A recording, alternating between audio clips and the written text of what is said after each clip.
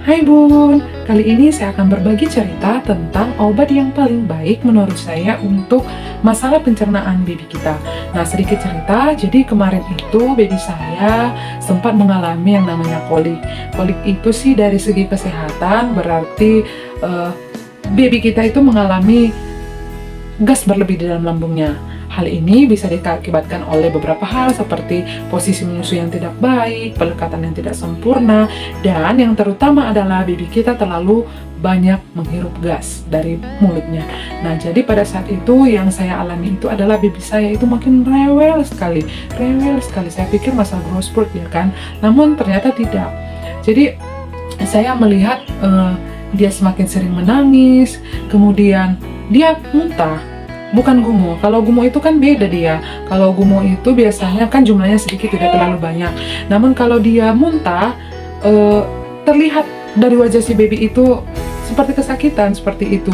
Jadi setiap saya susui dia, saya berikan ASI, dia beberapa menit kemudian kan biasanya gumo, dan gumonya itu nggak terlalu banyak. Ini nggak, seperti dikeluarkan semua. Dan itu pun tidak cukup cuma sekali aja dikeluarin. Setiap saya nyusui bisa mengeluarkan muntahan sampai 2 atau 3 kali seperti itu. Jadi kan jelas saya khawatir. Nah, jadi saya pikir ya itu gumo-gumo biasa, ternyata bukan. Beda gumo, beda muntah.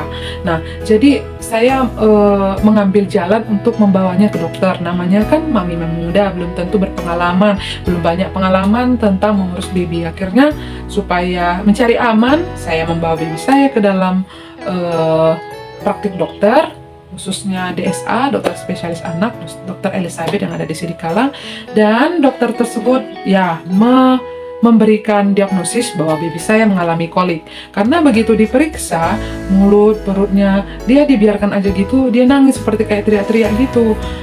Padahal kan baby saya nggak terlalu cengeng anaknya, tapi ya karena mungkin dia sakit perut, ya kan, dia jadinya nangis-nangis seperti itu. Nah, kata dokter, kolik itu banyak sekali penyebabnya, dan terutama adalah baby mengalami alergi susu sapi. Memang sih selama menyusui saya itu untuk supaya mencegah yang namanya lapar, saya sering mengonsumsi makanan seperti roti-rotian yang mengandung susu, roti gandum, ya yang pokoknya yang mengandung susu lah. Nah, ternyata itu tidak baik buat mami yang menyusui jika babynya mengalami alergi susu sapi. Katanya sih alergi susu sapi itu memang sering dialami oleh baby. Nah, jadi ternyata pencernaan baby itu nggak cocok dengan yang namanya kandungan susu di dalam makanan-makanan yang kita makan, sehingga mengakibatkan kolik atau gas berlebih di dalam perut bayi. Kenapa? Karena pencernaannya kan belum sempurna. Pencernaan bayi itu baru dikatakan sempurna sampai dia mencapai usia 12 bulan. Nah, baby saya tuh kan masih 2 bulan kurang ya kan kemarin. Nah, jadi ya tentu pencernaannya kurang baik. Jadi kemudian saya tanya, dokter, jadi baby saya dikasih apa? Tidak ada obatnya. Yang pasti obat dari kimianya itu nggak ada. Yang paling penting adalah obat dari ibunya. Obat dari ibunya yaitu ibunya stop dulu mengonsumsi yang namanya roti-rotian yang mengandung olahan sapi, susu sapi seperti itu. Nah, jadi dokter menawarkan saya obat ini dia. Liprolac. Nah, ini dia bentuk botolnya. Apa enggak ya?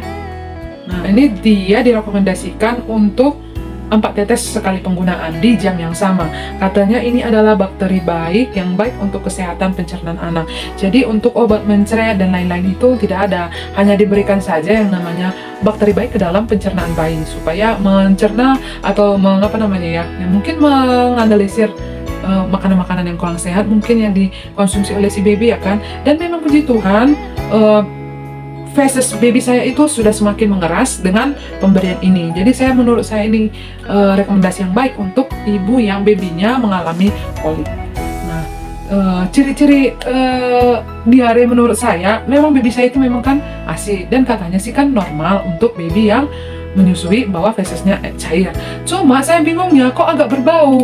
Nah, jadi kalau baby Anda mengalami fesesnya yang agak cair, kemudian mengeluarkan bau yang tidak sedap, berarti baby kita mengalami diare. Jadi mam boleh coba ini, Liprolac, dan menurut saya ini sih baik. Nah, ini katanya mengandung probiotik BB12 yang membantu memelihara kesehatan pencernaan. Nah, menurut saya sih bagus ya. Oke, makasih ya Bun.